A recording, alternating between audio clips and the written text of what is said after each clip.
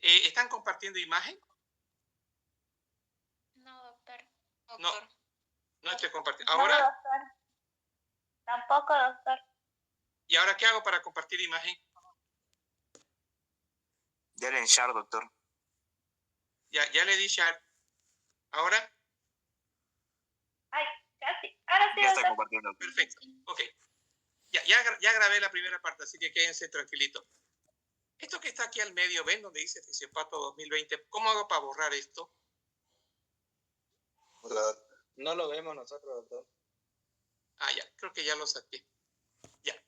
Entonces les decía, miren la palabra clave que estábamos acá.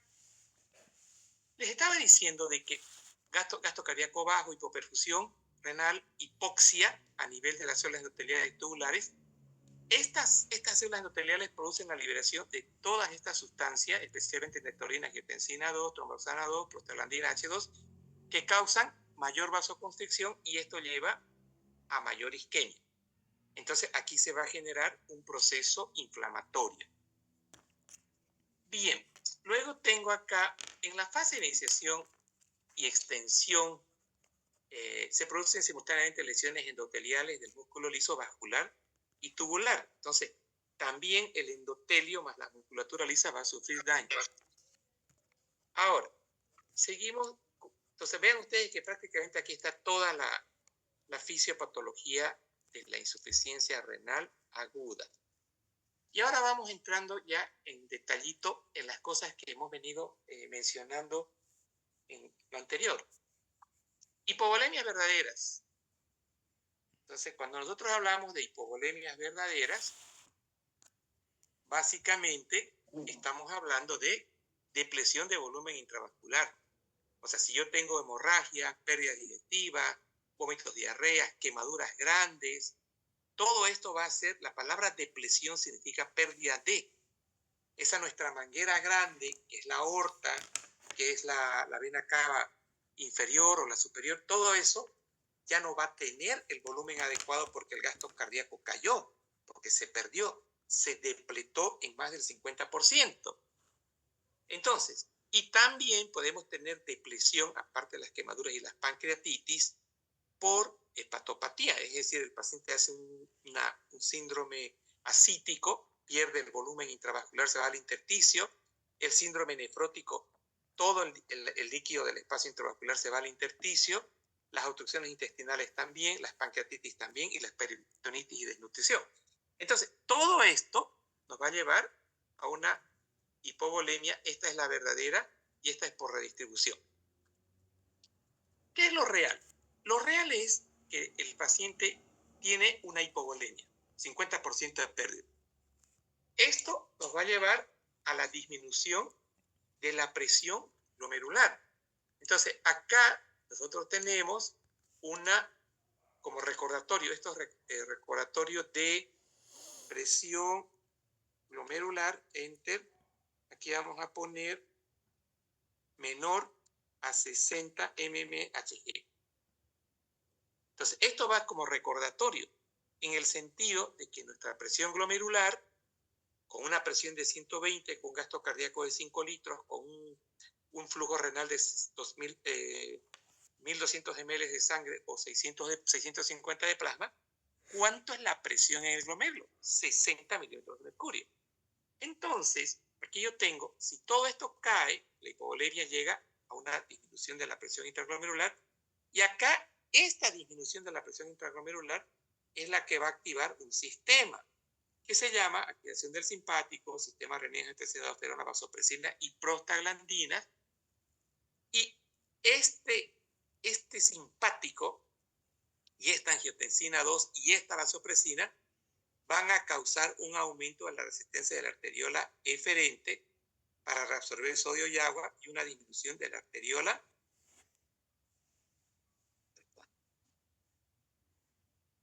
aferente. Bien. Traducido. Acá, entonces, vamos a tener así una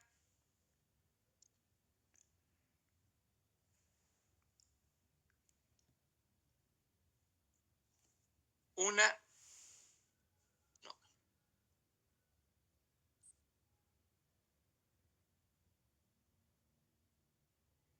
Aquí vamos a tener una, miren, reducción de flujo, ¿no ven? Una vasoconstricción de la arteriola eferente. Y esta es mi arteriola aferente. Mi arteriola aferente va a sufrir acá una estoy exagerando, ¿no? Una vasodilatación. ¿Cuál es el objetivo? El objetivo es que esta presión glomerular que estaba en 30, subirla a 50 o 60, para que mi filtrado glomerular sea de 125. Entonces, a eso es lo que nos estamos refiriendo cuando decimos nosotros que el simpático, la angiotensina 2, va a producir vasoconstricción arterial eferente. Hay prostaglandinas que también van a causar eso. A eso se refiere con el aumento de la resistencia del arteriol eferente. ¿Y para qué sirve esto? Para reabsorber sodio y agua a este nivel. Entonces, a este nivel, acá vamos a tener, aquí se filtra agua, y esta agua, en grandes cantidades, va a pasar hacia el intersticio y después a la gran circulación. Entonces, como aquí hay vasoconstricción, trato de subir esta presión glomerular y esto me va a ayudar a compensar la absorción de agua para enviarla nuevamente a la cava inferior y mejorar el retorno venoso. Eso por un lado. Pero por otro lado, vamos a tener nosotros acá otro elemento. Aquí vamos a tener abundante sodio. Entonces, esta disminución de la perfusión va a hacer que el sodio también se absorba junto con el agua. ¿Cuál es la idea? La idea es mejorar que ese sodio pase a las venas, luego a la vena cava inferior, mejoramos retorno venoso y así corregimos hipovolemia. Porque, ¿para qué sirve este retorno venoso disminuido? Perdón, a este aumento de la fracción de eyección, de la fracción de absorción de sodio y de agua. Esto va a favorecer ¿en qué? En lo siguiente.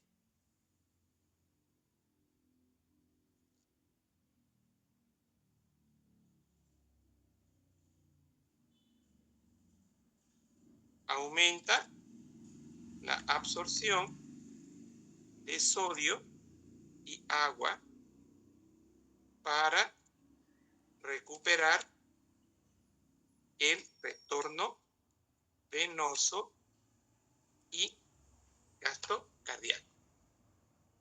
Entonces, ese es el objetivo.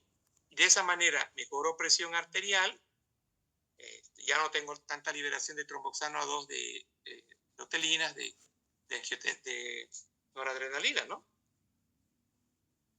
Bien. Entonces, ahora, si yo estoy absorbiendo el sodio en grandes cantidades y el agua, ¿cómo va a estar el sodio urinario? ¿Elevado o disminuido? Disminuido. Bien. ¿Y cómo va a estar la cantidad de agua?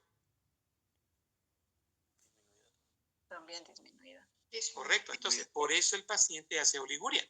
Por eso les decía a ustedes, normalmente nosotros filtramos 1 ml por kilogramo peso. Ahora este paciente ya no va a tener 1 ml por kilogramo peso, va a tener 30 ml, o sea, 0,5. Pero es porque la pregunta sería entonces, ¿cuál es cómo influye este mecanismo de la absorción de sodio y agua sobre la diuresis, sobre la eliminación de sodio? La respuesta es reduce la excreción de sodio porque se está absorbiendo en grandes cantidades y hay una oliguria que se va a traducir con una orina más densa. Ya, entonces, disminución de la presión intraglomerular, o sea, la presión de 60 cae y que activan los mecanismos autorreguladores. Y la pregunta es, ¿cuáles son estos mecanismos autorreguladores? Es donde está acá. Estos mecanismos autorreguladores son activación del simpático, activación del sistema renina-angiotensina, la activación de prostaglandina y la vasopresina. Entonces, esto, la caída de la presión glomerular causa activación de los mecanismos autorreguladores y aquí tenemos la liberación de estas sustancias autorreguladoras. ¿Cuál es el objetivo? Miren, control de la perfusión glomerular, o sea, que la perfusión glomerular siga siendo óptima porque hay vasodilatación arteriolar, que estaba en 30 suba a 60, que la fracción de filtración, que es el 10% del filtrado glomerular, del filtrado glomerular sea óptimo y que la reabsorción también sea óptima. Bien. Entonces, estamos en la diapo 10. Voy a saltar a la diapo.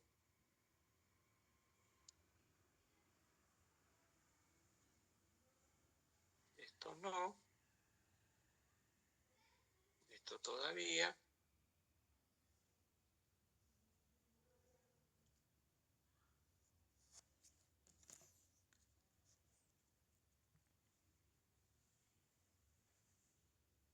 Ya. Entonces, aquí tengo.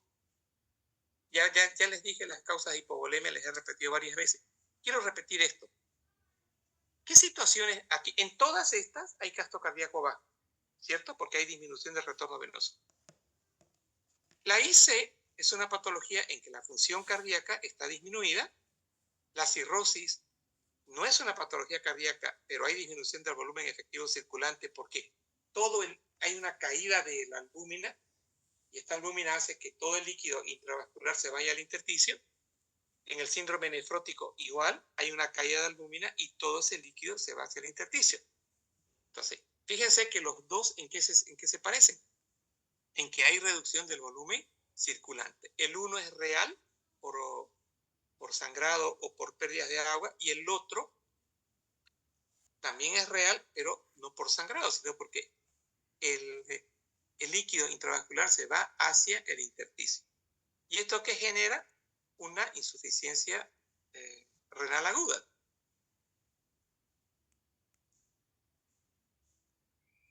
Ya. Si aumenta la creatinina en un 0,5 de la basal, yo tenía, digamos, 1 de CREA y sube 1,5, sí es una insuficiencia renal aguda prerrenal. Prerrenal porque estamos perdiendo volumen. Y si la creatinina sube el 50% de la basal, asociado a todo esto que estoy mencionando, estamos frente a una insuficiencia renal aguda. Y aquí tengo ahora lo siguiente. Insuficiencia renal aguda, hipoperfusión de intensidad moderada. Vamos a profundizar un poquito. Normal, gasto cardíaco 5 litros, presión glomerular 60 milímetros de mercurio, arteriola aferente, arteriola, aquí está, arteriola eferente, toda la vuelta. Esto, por favor, normal. Cuando esto es normal, mi volumen normal es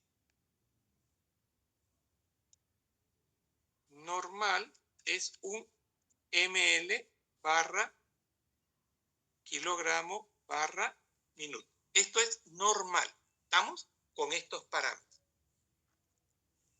Ahora, yo tengo acá enfermedad, sangrado, hemorragia, síndrome nefrótico, cirrosis, hipovolemia, disminución del retorno venoso. Esto que causa caída del gasto cardíaco, ya no son 5 litros, ya no, esto cae. Entonces, esto aquí es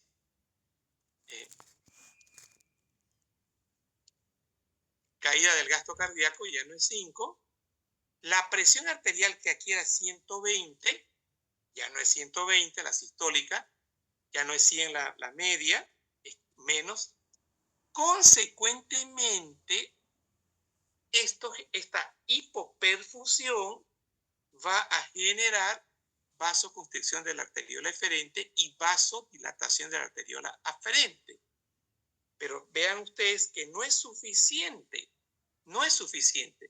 y se desarrolla una isquemia renal, hipoxia, liberación de mediadores como son prostaglandina, como son endotelina, que causan vasoconstricción de arteriola eferente y vasodilatación de arteriola aferente. Acá estamos haciendo un detalle. La angiotensina 2 produce vasoconstricción de arteriola eferente y vasodilatación de arteriola aferente. Insisto, la angiotensina 2, vasodilatación de la aferente, de esta de acá, y vasoconstricción de la eferente. Entonces, la fisiopatología de la isquemia renal es consecuencia de la caída de la presión arterial, de la presión glomerular y de la vasoconstricción que vamos a tener de estas arteriolas pequeñitas. Pero a nivel de la nefrona tenemos este mecanismo de compensación. Repito, ¿para qué sirve? Para que la caída de esta presión glomerular menos de 60 suba y nosotros podamos tener un filtrado de 1 ml por minuto. Entonces, gracias a la vasodilatación de la arteriola aferente y la vasoconstricción de la eferente, podremos mejorar el filtrado glomerular. Pero si el paciente continúa sangrando, no recibe sangre, esto va a hacer que disminuya mucho más y ahora ya empieza la apoptosis de las células endoteliales y tubulares.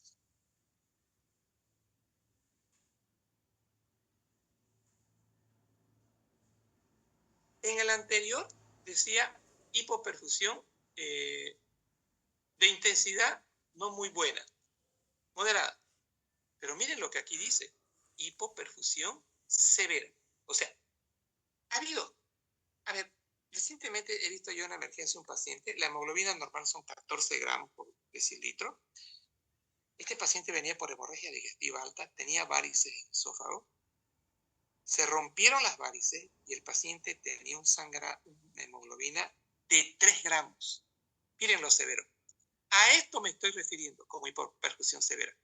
Entonces, recapitulando un poco, gasto cardíaco ya no mayor al 50%, mucho más bajo que 50%, ya no es 5 litros, menor retorno venoso, menor gasto cardíaco, y miren esto, isquemia severa, que van a incidir sobre las células tubulares y sobre las células glomerulares.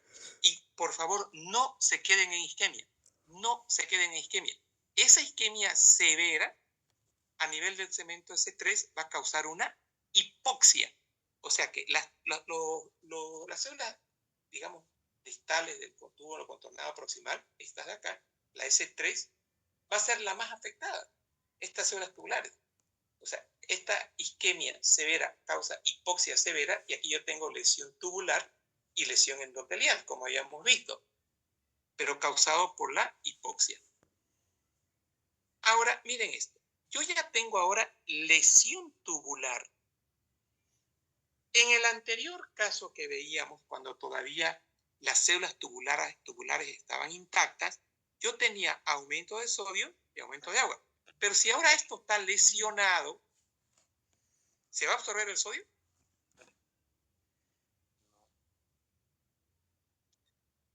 ¿Hola?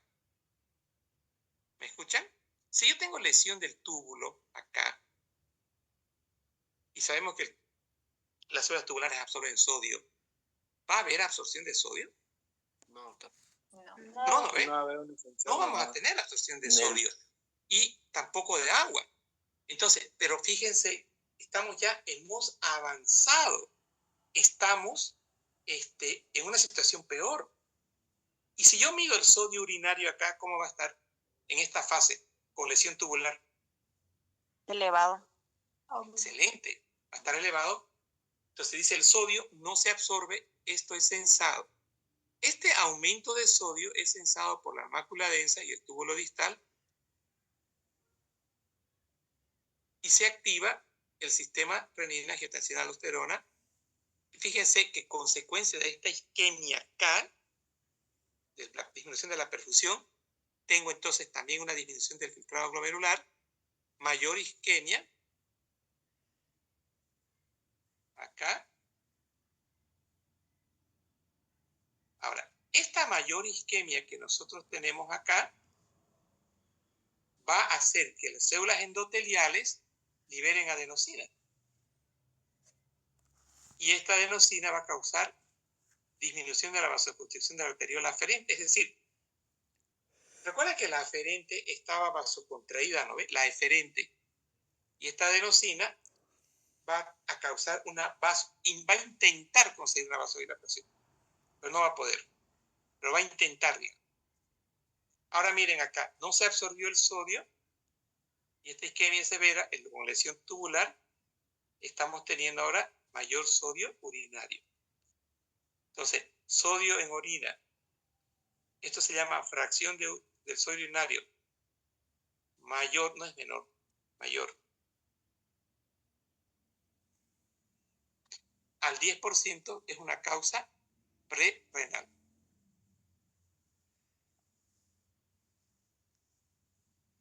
Una fracción de eyección menor al 1% también es una insuficiencia renal aguda. Bien. Insuficiencia renal aguda. Acá hemos visto insuficiencia renal aguda no intrínseca, o sea, no del riñón en sí. Pero yo puedo tener una insuficiencia renal aguda intrínseca. Aquí voy a poner ejemplos. Y vamos a poner ejemplos.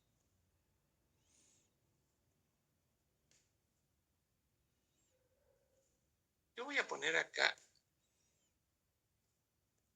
así.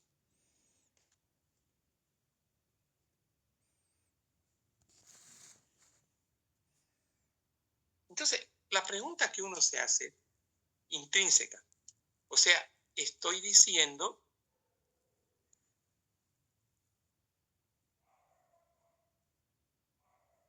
acá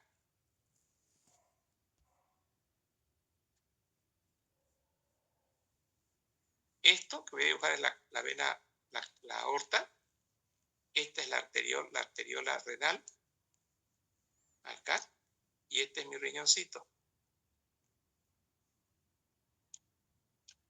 Y aquí tenemos las ilíacas, ¿no ven? Así.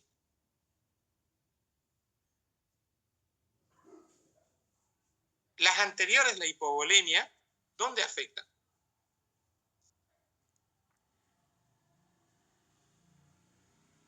Insuficiencia renal aguda por hipovolemia. ¿Dónde está el daño? La alteración. Díganme.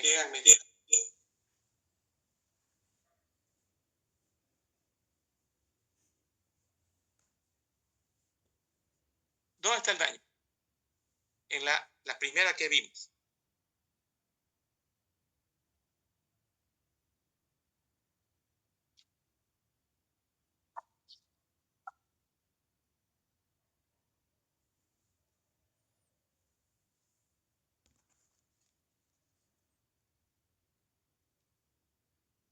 En las células glomerulares y tubulares.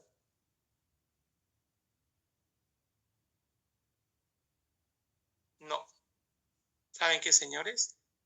¿Dónde empezó la enfermedad?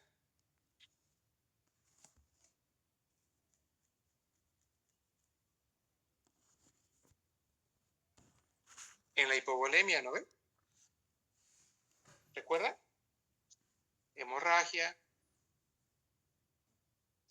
Hemorragia, diarrea, vómitos, síndrome nefrótico,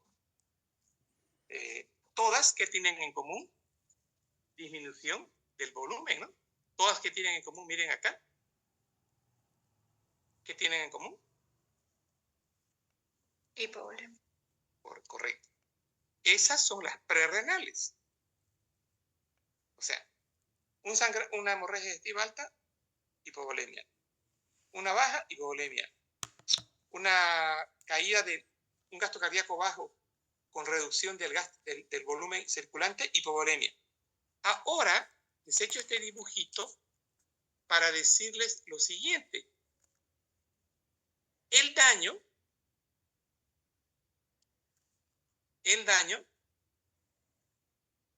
la insuficiencia renal aguda intrínseca. El daño es directo a nivel del riñón. O sea, es un daño directo. ¿Estamos? ¿Me entienden ahora? Sí, doctor. Bien. ¿Qué falta acá ahora ponerles? Cualquiera de ustedes, su abuelita de ustedes, 80 años. Entonces aquí vamos a poner así, para que lo entiendan. Ejemplos clásicos. Paciente, 70 años, que por una infección urinaria recibe amikacina, gentamicina, cualquiera de estas, no los dos. Si ustedes, cuando ya estén llevando con la doctora o el doctor de farmacología, estas drogas, estas son nefrotóxicas. Entonces, si yo le estoy dando a un paciente que vino por una infección urinaria, obviamente que sé que está en sepsis y tengo que curarlo, y le estoy dando una sustancia nefrotóxica, corro el riesgo de puedo causar, ¿qué? ¿Qué puedo causar?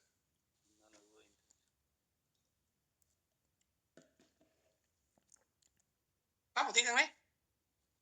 Un daño a nivel del riñón por lo que me va a causar una insuficiencia aguda intrínseca. Directo de la nefrona, ¿no ves? ¿Me siguen hasta ahí? Sí, doctor. ¿Ahora lo están entendiendo la insuficiencia renal aguda intrínseca? Sí, se entiende. ¿Se entendió? Jóvenes. Sí, doctor. Doctor. Sí, doctor, se entiende. Otro ejemplo, el de ayer, el del día miércoles pasado, no el de ayer, hace una semana. Paciente que agarra de la cola a una yope. Hablando de una víbora. No, una cascabel.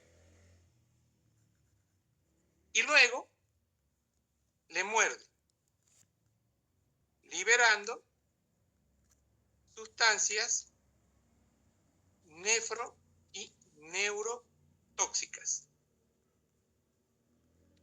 3 horas después, con insuficiencia renal aguda. Ahora, la pregunta es, en alguna parte de esta mordedura de serpiente, en alguna parte dice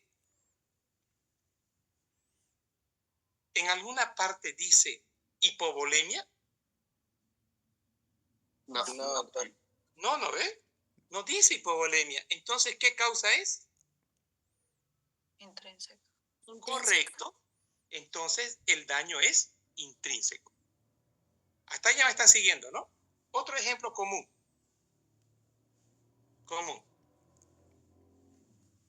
Era hasta una cascabel.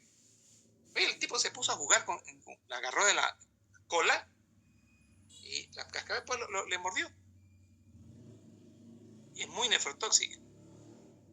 Otro. Paciente con HIV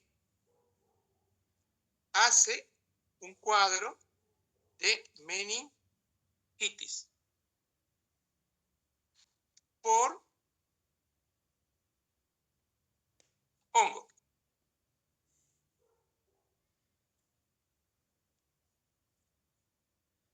y se le da anfotericina.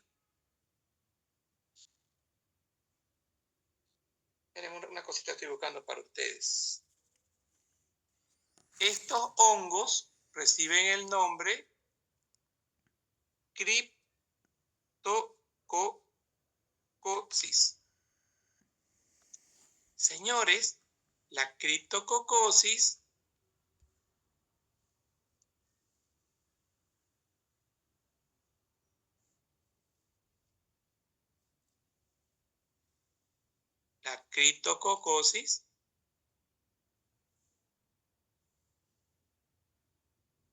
causa lesión directa de la nefrona. Entonces, aquí no dice hipovolemia, ¿no es? ¿O dice? No. Perfecto. Entonces, les acabo de enseñar la diferencia entre una hipovolémica prerrenal y una intrínseca. Con estos conceptos, ahora ya podríamos leer el marco teórico. Dice patología intrínseca. Sus posibles asienten en el propio riñón. ¿Cierto o no cierto? Propio riñón. Entonces, aquí vamos a poner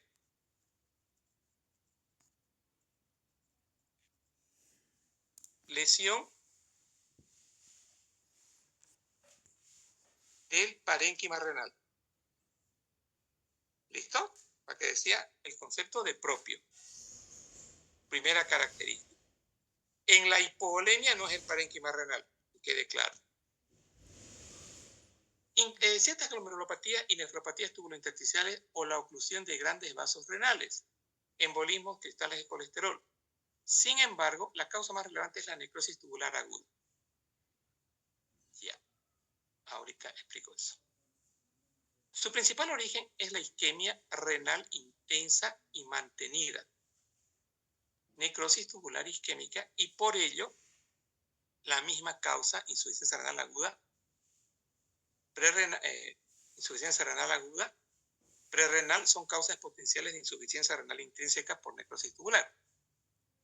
Si bien la isquemia renal global repercute sobre la función y la estructura de las células endoteliales y glomerulares, afecta más la integridad del epitelio tubular. Porque el túbulo es la región de la nefrona que precisa un alto porcentaje de oxígeno para poder llevar a cabo en ella los transportes activos, sobre todo de sodio, agua, potasio y hidrogenio, por hallarse en la médula renal, región que en condiciones normales ya recibe menos sangre que la corteza. Los mecanismos de lesión y muerte celular provocados por isquemia se describen en el siguiente acápite. Entonces, acá, cuando nosotros decíamos en esta, es una lesión del parénquima renal, pero en realidad es una lesión de aquí, de los túbulos.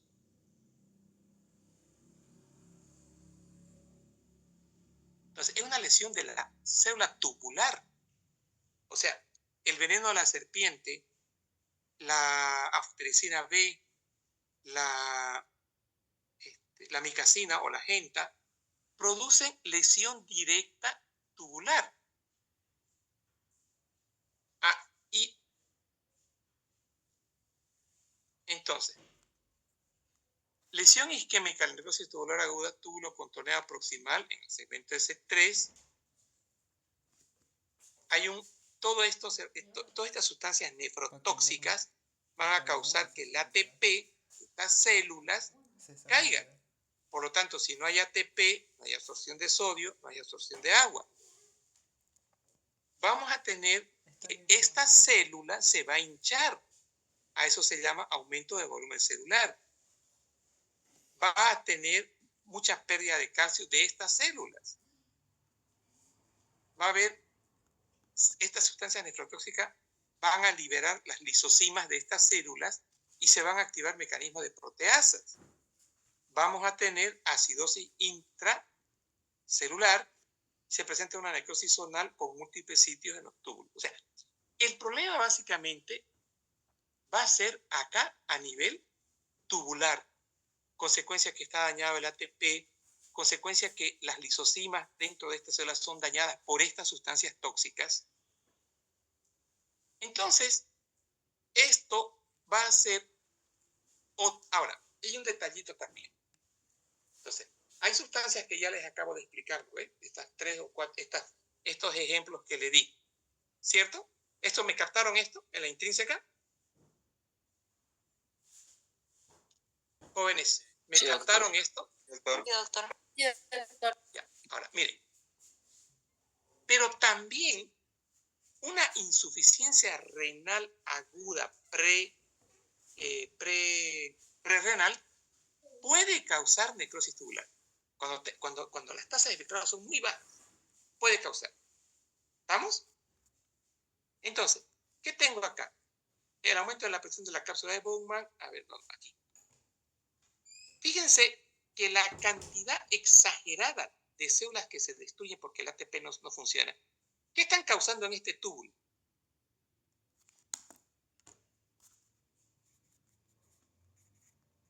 ¿Qué están causando? Obstrucción tubular. Excelente. Miren, esto lo ha hecho un alumno el año pasado, este dibujito ha sido perfecto. Están causando obstrucción tubular. ¿Qué va a hacer esto? Escuchen esto, que va a aumentar la presión retrógrada. Esto no es fisiológico, esto es patológico.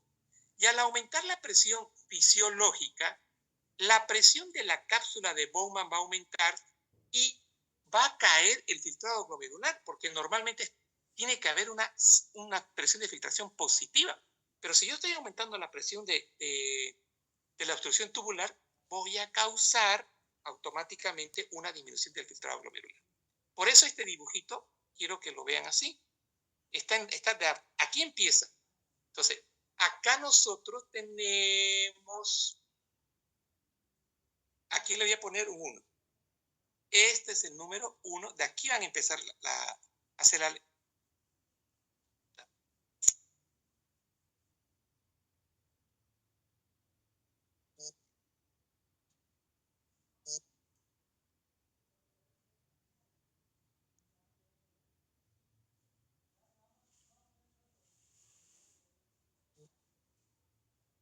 Ahí.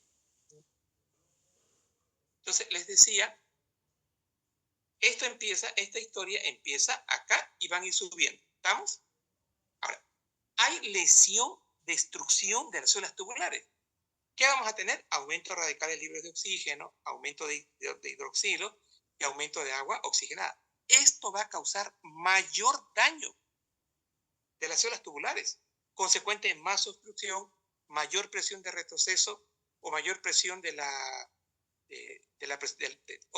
consecuencia de la obstrucción tubular. Voy a tener mayor presión intratubular y mayor presión que va a evitar que haya un buen filtrado glomerular. Ojo, que quede claro que esto está produciendo mucha liberación de radicales de oxígeno, oxidrilo y agua oxigenada, que es el H2O.